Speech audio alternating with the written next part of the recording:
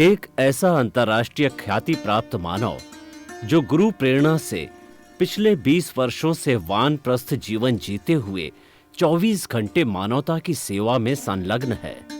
एक ऐसा मानव जो अभी राष्ट्रीय, अंतर्राष्ट्रीय टीवी चैनलों पर 7,500 एपिसोड के माध्यम से सनातन सत्य, आत्मविज्ञान एवं पुनरुत्थान, व्यवहार एवं निश्चय जगत के जीवनोपयोगी विषयों पर हृदय स्पर्शी प्रवचन कर चुका है। उस मानव का नाम है महात्मा उपासक प्रोफेसर डॉक्टर सोहन राज तातेड़। प्रोफेसर तातेड़ द्वारा योग, दर्शन, शिक्षा विषयों पर रचित पीएचडी स्तर के 250 शोध ग्रंथ भारत के 100 प्रतिष्ठित विश्वविद्यालयों में शोधार्थी पढ़ रहे हैं तथा वे सभी शोध ग्रंथ वहां की सेंट्रल लाइब्रेरियों में उपलब्ध हैं। महात्मा सोहन राज ने अभी तक हजारों स्कूलों, कॉलेजों, विश्वविद्यालयों एवं संस्थाओं में सेमिनार, वर्कशॉप, कैंप लगाकर लाखों विद्यार्थियों को योग, दर्शन, शिक्षा का प्रशिक्षण देकर उन्हें सुसंस्कारित किया। डॉक्टर तातेड़ ने भारतीय संस्कृति उत्थान के 4,000 से अधिक समसामयिक विषयों पर आर्टिकल लिखकर ऑनलाइन जर्नल, पत्रिकाओं, वेबसाइट्स पर प्रकाशित किया, जिसका उपयोग लाखों पाठक कर रहे हैं। उपासक तातेड़ के 5,000 से अधिक आज का सुविचार, आज का शुभ संदेश, आज का मंगल भावना योग आदि चिंतन websites, Twitter, blogger, Facebook, YouTube माध्यमों से लाखों लोग अपना जीवन निर्माण कर रहे हैं।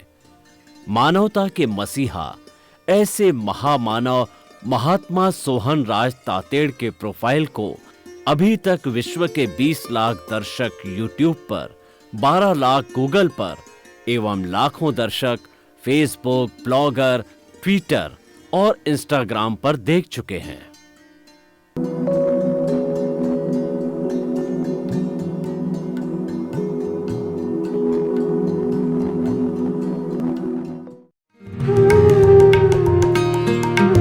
आइए, सुनिए, देखिए, समझिए सनातन सत्य। जैसी दृष्टि वैसी सृष्टि, दृष्टि विज्ञान। कुदरत, कुदरती रचना एवं कुदरत के कानून से शाश्वत सुख की प्राप्ति।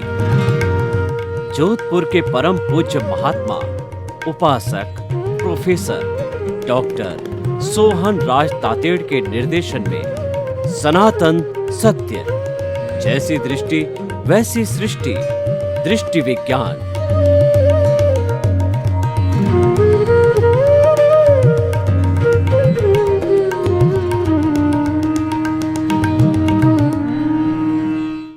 इस स्टूडियो में आपका हार्दिक स्वागत है। हम आपको आत्मविज्ञान कार्यक्रम के अंतर्गत सही दृष्टि, सही सोच के बारे में बताएंगे।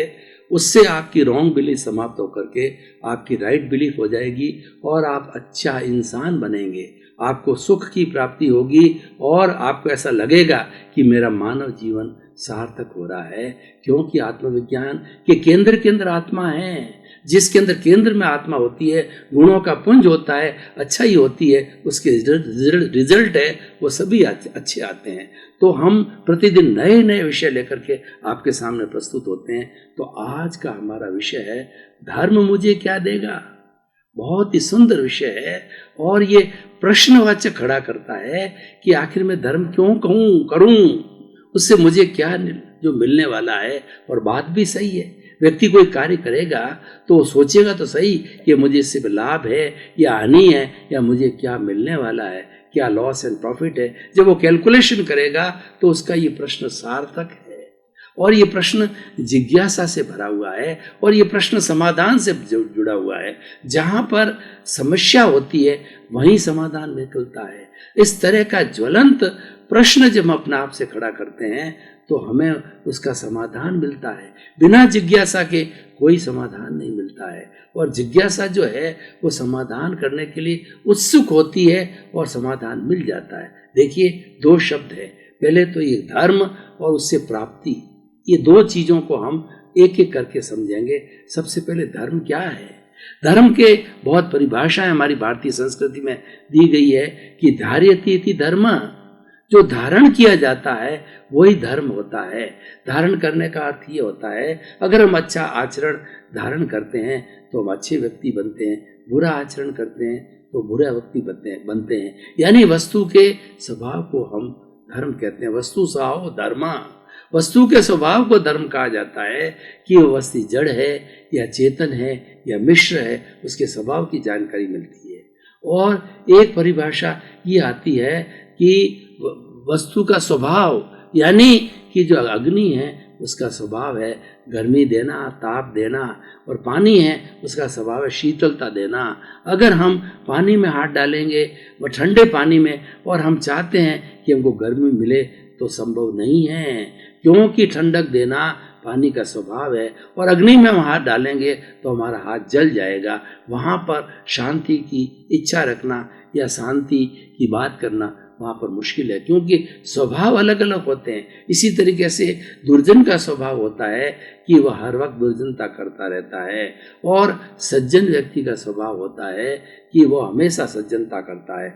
मैं आपको उदाहरण देना चाहता हूँ कि जो हमारे चंदन के पेड़ होते हैं, उन चंदन के पेड़ों की सुगंध इतनी बढ़िया होती है कि उसके अंदर बहुत तरह से भुजंग जुड़े हुए रहते हैं, बहुत से सर्प उसमें जो है लिपटते रहते हैं सुगंध के कारण में, और अपना जहर जो है उस चंदन पर डाल देते हैं। लेकिन उस चंदन का जो है, चंदन पर जहर का कोई असर नहीं होता है, क्योंकि चंदन जो है वो सज्जनता का प्रतीक है, वो शीतलता देने वाला है। और जो नाग है वह हमें जहर देने वाला है, उसके काटने से हमें मृत्यु भी हो जाती है। तो इतना सज्जनता और दुर्जनता जो है ये अलग अलग लक्षण होते हैं। और एक धर्म की परिभाषा होती है आत्मशुद्धि साधनम धर्म, जिस साधन से हमारी आत्मा की शुद्धि होती है, जिस साधन से हमको मुक्ति मिलती है, जिस साधन से हमारा कार्म शरीर जो कि आत्मा के साथ जुड़ा हुआ है उसकी निर्जरा होती है, वो अलग होता है, और संपूर्ण निर्जरा होकर के वह आत्मा को जो है वो मुक्त कर देता है, और आत्मा सिद्ध बुद्ध मुक्त अवस्था में मोक्ष के अंदर चली जाती है। अब प्रश्न ये है कि धर्म मुझे क्या देगा, मैं आखिर धर्म क्यों कहूँ? तो मैं आपको बताना चाहता हूँ धर्म एक संजीवनी है, धर्म एक अमृत है, और यह सभी देगा जो आपको चाहिए। धर्म में सब अर्हताएं हैं, धर्म में सब योग्यता है कि व्यक्ति जो चाह रखता है, जो कामना रखता है, सबकी धर्म पूर्ति करता है। देखिए, मैं कुछ उदाहरण के द्वारा आपको बताना चाहता हूँ कि धर्म के माध्यम से अगर हम लौकिक जगत की उन्नति चाहते हैं, हम धन दौलत चाहते हैं, हम अच्छा व्यवसाय चाहते हैं, अच्छा परिवार चाहते हैं, तो वह भी धर्म दे देता है। क्योंकि धर्म करने से क्या होता है, धर्म के साथ साथ में हमारी निर्जरा होती है, और साथ में हमारे पुण्य का बंध होता है। ये जो पुण्य का बंध है हमें भौतिक सुख सुविधाएं देने वाला होता है, जैसी जैसी हम प्रतिष्ठा करते हैं हमें ऐश्वर्य देने वाला होता है, और हमें इंद्रिय सुख देने वाला होता है। तो ये क्या है, बाई प्रोडक्ट के रूप के अंदर जो है हमको धर्म के साथ में पुण्य मिलता है। तो इसीलिए पुण्य के लिए जो है हमें कोई खेती नहीं करनी पड़ती है, पुण्य तो हमें बाई प्रोडक्ट के रूप मिलता है। मैं उदाहरण के तौर आपको बताना चाहता हूँ कि हमने गेहूं की खेती करी, तो गेहूं की खेती करने से क्या होता है कि जब हम फसल काटते हैं तो उसके ऊपर का जो भाग होता है, खाकला बोलते हैं जिसको, वो ऑटोमेटिकली हमें मिलता है। खाकले के लिए हम जो गेहूं का रोपण नहीं करते हैं, गेहूं की खेती नहीं करते हैं, वो तो बाई प्रोडक्ट के रूप में मिलता है। इसीलिए हम धर्म की जो प्रवृत्ति करते हैं वो मुक्ति के लिए करते हैं, आत्मशुद्धि के लिए करते हैं, लेकिन बाई प्रोडक्ट के रूप के अंदर जो है हमें जो है पुण्य भी मिल जाता है। तो भाई और बहनों, ये देखिए कि धर्म मुझे क्या देगा। धर्म आपकी आत्मा की शुद्धि करेगा और सिद्ध बुद्ध मुक्त बनाएगा, ये निश्चय जगत है। और व्यवहार जगत के अंदर जितना पुण्य है वो सारा व्यवहार जगत के अंदर कार्य करता है। वो पुण्य हमें जो है अच्छा परिवार देगा, अच्छा घर देगा, अच्छा सोशल स्टेटस देगा, और हमें जो है अच्छी बुद्धि देगा। ये सारा धर्म के द्वारा होता है, क्योंकि धर्म जैसा कि हमने बताया कि ये जो है कामधेनु है, और ये नंदन वन है, ये चिंतामणि रत्न है और ये पारसमणि है। पारसमणि को किसी भी लोहे के ऊपर हम फेर देते हैं तो सारा लोहा, कितना ही टनोबंद लोहा हो, वो सारा लोहा जो है पारसमणि या उसके ऊपर स्पर्श होने से वो सोना बन जाता है। यानी धर्म में सोना बनाने की अर्हता है। और क्योंकि धर्म जो है वो गुणों का पुंज होता है और धर्म के अंदर कोई अशुद्धि नहीं होती है, धर्म के अंदर मानवीय गुण होते हैं और जो 14 तरह के जो हमारे पाप है वो सब धर्म के द्वारा विलीन हो जाते हैं और हमें जो है वो 18 तरह के पापों के स्थान पर 18 तरह के संवर की प्राप्ति होती है। संवर होने से क्या होता है कि हमारे जो कर्मों का आना का द्वार है वो बंद हो जाता है। और निर्जरा का अर्थ ये है कि हमारे भीतर जितने जितने कर्म जो है भरे पड़े हैं, हम धर्म करके, धर्म की साधना करके और संवर के माध्यम से उन कर्मों की निर्जरा करते रहते हैं। हर संवर के साथ में जो है वो धर्म, हर संवर के साथ में निर्जरा जुड़ी होती है और निर्जरा अलग से भी होती है। सकाम और अकाम दो तरह की निर्जरा होती है। जो सकाम निर्जरा कैसे होती है, व्यक्ति कभी भी टॉलरेशन करता है, व्यक्ति भी कष्ट सहिष्णु बनता है। जैसे हमारे पेड़ है, पौधे हैं और जितनी जो है हमारे पशु है, पक्षी है, ये खुले पर्यावरण में रहते हैं तो सर्दी में, गर्मी में, बरसात के अंदर उनको सहन करना पड़ता है। क्योंकि वो कहाँ जाए सिवाय सहन करने के, पेड़ कहाँ जाएगा, वो तो स्थावर है, वो तो अपनी जगह पर ही रहेगा।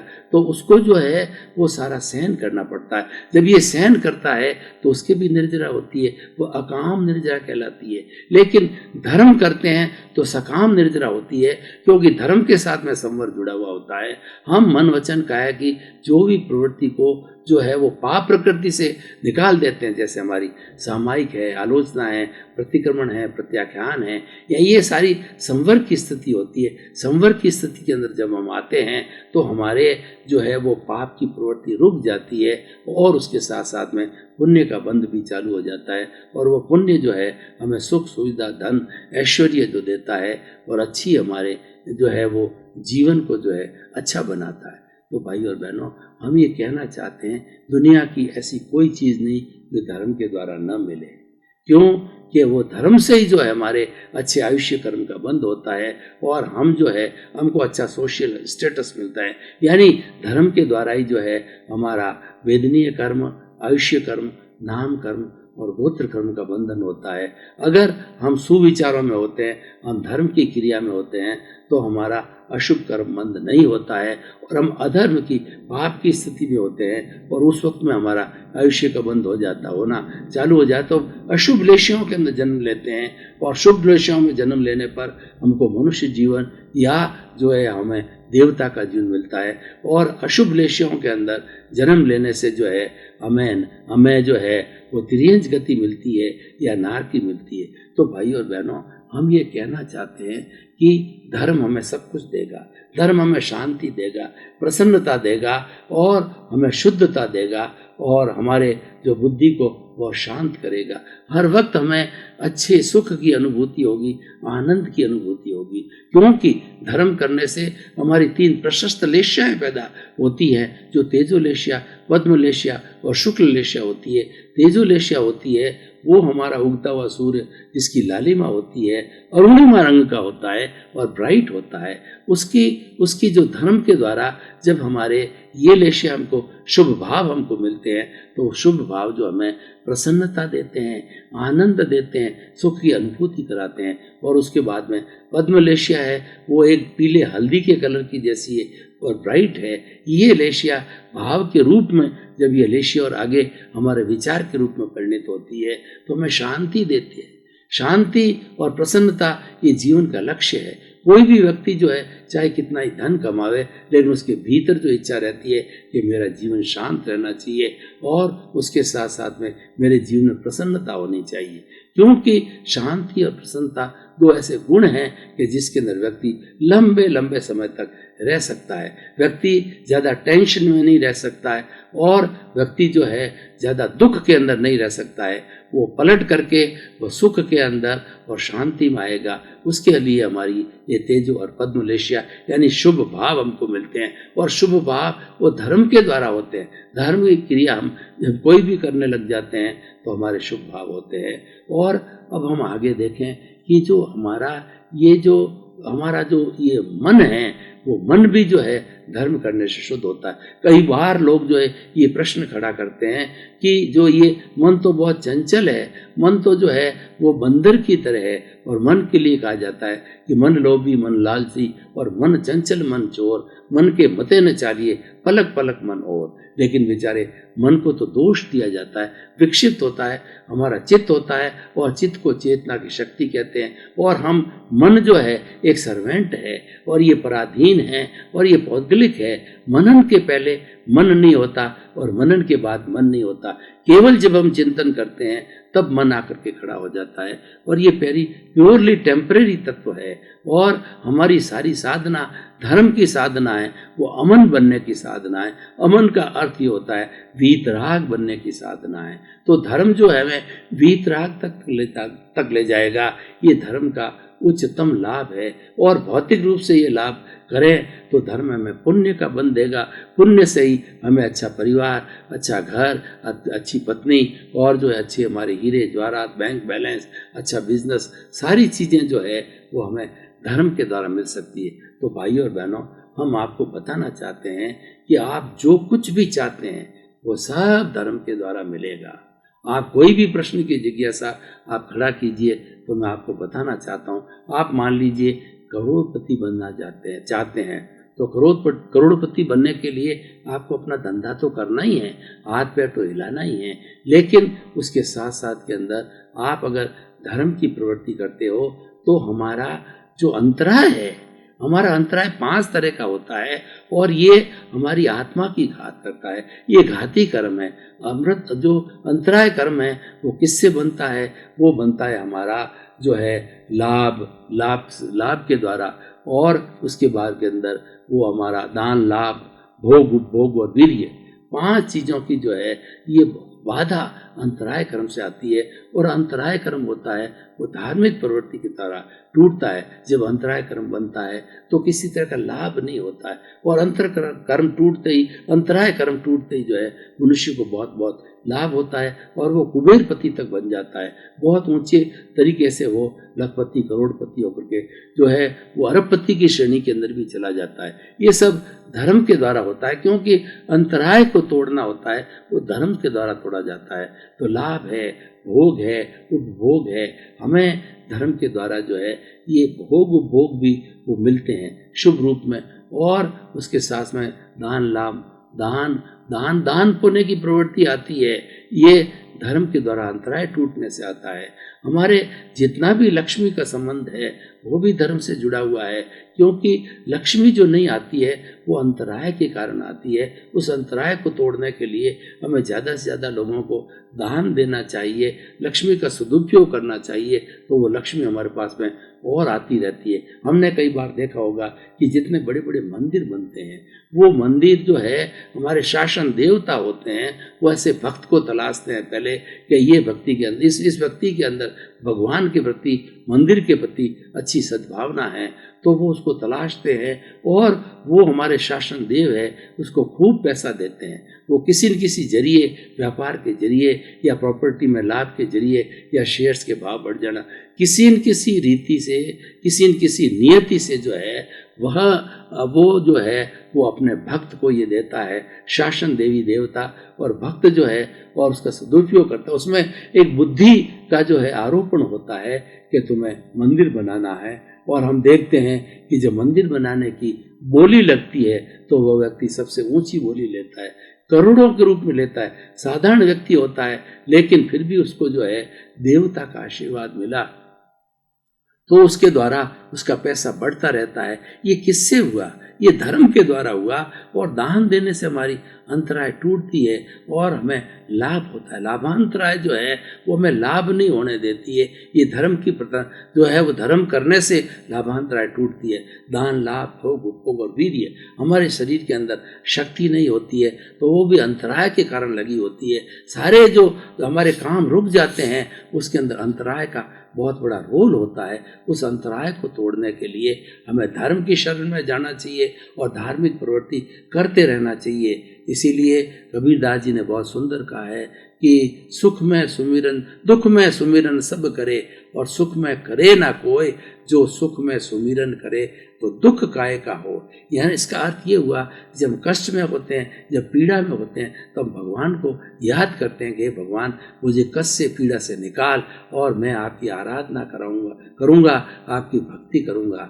और लेकिन जब सुख आता है तो ईश्वर को याद नहीं करता है। अगर सुख के अंदर ईश्वर को याद किया जाए, ईश्वर को याद करने का मतलब है अपने सुख में भी वो ज्ञाता दृष्टा की दृष्टि रखे जो, और दूसरा है वह जो अकर्ता भाव की दृष्टि रखे। तो ज्ञाता दृष्टा और अकर्ता भाव की भावना रखना सबसे बड़ा धर्म है। और एक धर्म होता है प्राणी मात्र को कष्ट न दी जाए, दुख न दिया जाए, ऐसी भावना हम सब रखते हैं तो हमारे सारे पूर्व जन्म के अंतराय टूटते हैं और धीरे धीरे हमारा लक्ष्मी जो कार्य बढ़ता रहता है। ये सब धार्मिक प्रवृत्ति से होता है। अब प्रश्न ये है कि इस धर्म को भगवान ने 12 भागों के अंदर बांटा, जिसको निर्जरा भी कहा जाता है और जिसको तप भी कहा जाता है। तप एक शोधन की प्रक्रिया है। तप के द्वारा हमारे भीतर जो दोष एकत्रित हुए हैं उन सब का हम शोधन करके उनकी शुद्धि करते हैं। जब हम तप, देखिए तप जो है किस लिए किया जाता है, हम देखते हैं कि अब उपवास करते हैं तो उपवास होने से ये शरीर को कष्ट दिया जा रहा है। शरीर को कष्ट देना हमारा लक्ष्य नहीं है। हमारा तो लक्ष्य है कि शरीर के भीतर इस आत्मा के साथ में जो कार्बन शरीर, लिंग शरीर और कॉजल बॉडी बंधी हुई है उसको धोना है। वो राग द्वेष है, वो कषाय है, और एक क्रोध, मान, माया, लोभ, मत्सर, ईर्ष्या के भाव हैं, उसको धोना है। उसके धोने से ही हमारी जो है सिद्धि हो सकती है। तो जब हम उसको जो है धोना प्रारंभ करते हैं तो उसके सिद्धि हमें तप की आवश्यकता होती है, और जो ही तप करते हैं तो ये धोना प्रारंभ हो जाता है। इसमें टर्बुलेंस बनती है। जैसे कि मैं आपको एक उदाहरण दूं कि हमें दूध को गर्म करना है या पानी को गर्म करना है, तो हम सीधा दूध या पानी जो है अग्नि पर डाल देंगे तो वो क्या अग्नि बुझ जाएगी। तो हमें कोई तरीका अपनाना पड़ता है। हमारा लक्ष्य तो है दूध और पानी को गर्म करना। तब हम भगोला लेते हैं, उस भगोले के अंदर दूध या पानी को डाल देते हैं। जो ही दूध डाला जाता है तो हम देखते हैं कि उसमें से कुछ से कोई टर्बुलेंस होकर के और बूंदें गर्म होकर के वह बूंदें ऊपर की ओर उठती है, यानी सारी बूंदों के बीच के अंदर जो स्पेस है वो समाप्त हो जाता है और धीरे धीरे हम देखते हैं कि वो दूध गर्म हो जाता है। तो हमारा लक्ष्य शरीर को जो है तपाना नहीं, हमारा लक्ष्य यह है कि जिससे भगोला तपाना हमारा लक्ष्य। शरीर एक भगोला है और हमारा लक्ष्य है कि उसके भीतर बैठा हुआ कार्बन शरीर है उसको तपाना चाहिए। और वो सारा तप है वो धार्मिक क्रिया से होता है, और धार्मिक क्रिया को 12 भागों में बांटा गया है। अनशन, उनोदरी, भिक्षाचरी, रस परित्याग, काय कलेश और प्रतिसंलीनता। ये बाहर के जो है हमारे तप है, बाहर के जो है हमारा जो ये संवर है। तो इन तप के लिए अनशन का मतलब होता है कि चाहे 1 दिन के लिए उपवास करो, 2 दिन का करो, 4 दिन का करो, महीने भर करो, 6 माह तक की भी तपस्या करा, सब वो अनशन के अंतर्गत आती है। और इस अनशन के द्वारा जो है हमको लगता तो ये है कि हम शरीर को कष्ट दे रहे हैं, लेकिन वास्तव के अंदर वह गर्मी जो है हमारे कार्बन शरीर को जाती है और कार्बन शरीर धीरे धीरे शिथिल होता है, यानी हमारे कर्मों की निर्जरा प्रारंभ हो जाती है। और जब लंबे समय तक ये धर्म करते रहते हैं तो पूर्ण निर्जरा से जो होकर के वह जो है एकदम अलग हो जाता है, कार्बन शरीर विलीन हो जाता है और आत्मा सिद्ध बुद्ध मुक्त की अवस्था तक चली जाती है। तो हम ये जो बाहर के 6 भेद की बात कर रहे हैं ये प्रारंभ के साधक लोग हैं, उनके लिए बात है, क्योंकि हरेक की बुद्धि एक जैसी नहीं होती है, हरेक का स्वास्थ्य और हरेक का बल एक जैसा नहीं होता है। तो हरेक के बल के अनुरूप जो है ये 6 तरह के बाह्य धर्म बताए हैं। सारे बाह्य ये 6 धर्मों को निर्जरा और तप कहते हैं, और इन तप के रास्ते सब आत्मा की ओर जाते हैं, सब मुक्ति की ओर जाते हैं। जैसे कि नदियाँ बहुत सी चलती है लेकिन सभी नदियों का विलीन समुद्र में जाकर के होता है। तो ठीक उसी तरीके से ये जितने भी तप है वो हमारे उसके प्रकार अलग अलग है, लेकिन है हमारे आत्मा शुद्धि करने के लिए। तो ये हमारा हो गया तप का जो पहला भेद है, वो हमारा जो है वो अनशन है। उसके बाद में उनोदरी है। उनोदरी का अर्थ ये होता है कि हमारी जितनी भूख है उस भूख से हमें कम भोजन लेना चाहिए, ताकि कि हमारे भीतर गैस के लिए स्थान रह सके, क्योंकि गैस का बहुत बड़ा प्रभाव पाचन शक्ति पे, हमारे विचार तंत्र पे और शरीर पे रहता है। शरीर जब अगर गैस भरी होती है तो शरीर भारी भारी होता है, और गैस जब शरीर से विलग हो जाती है तो शरीर में हल्कापन लगता है और हमारी मांसपेशियां जो है वह एकदम नरम हो जाती है। भाई और बहनों, आपका बहुत बहुत धन्यवाद। आप आत्मविज्ञान कार्यक्रम देख रहे हो और देखते रहिए। आत्मविज्ञान कार्यक्रम में आपको जो आत्मा को शुद्ध करने की खुराक मिलेगी। आपका जो है वो हमारा ज्ञान जो हाजिर होने से जो हमारी बुद्धि गलत दिशा में जा रही है, हमारी रॉन्ग बिलीफ हो गई है, उस राइट बिलीफ को सही करने के लिए जो है हमने आत्मविज्ञान कार्यक्रम चलाया है। और आत्मविज्ञान के तहत जो है हमारा मुख्य उद्देश्य है सही दृष्टि और सही विचार, यानी हमारी right belief and right thinking का विचार है, वो हम इसके माध्यम से करते रहते हैं और आपको प्रतिदिन नए नए एपिसोड मिलाते हैं। क्यों कि हमारा उद्देश्य है सर्वे भवन्तु सुखिनः सर्वे भवन्तु निरामया, जगत के सब जीवों को सुख मिले, शांति मिले, आनंद मिले, सबका कल्याण हो और सब सिद्ध बुद्ध और मुक्त बने। आपके प्रति मंगल हो।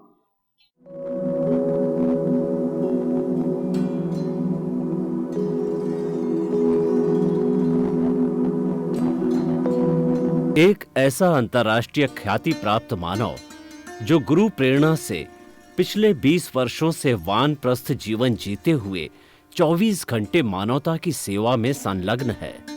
एक ऐसा मानव जो अभी राष्ट्रीय, अंतर्राष्ट्रीय टीवी चैनलों पर 7,500 एपिसोड के माध्यम से सनातन सत्य, आत्मविज्ञान एवं पुनरुत्थान व्यवहार एवं निश्चय जगत के जीवनोपयोगी विषयों पर हृदय स्पर्शी प्रवचन कर चुका है।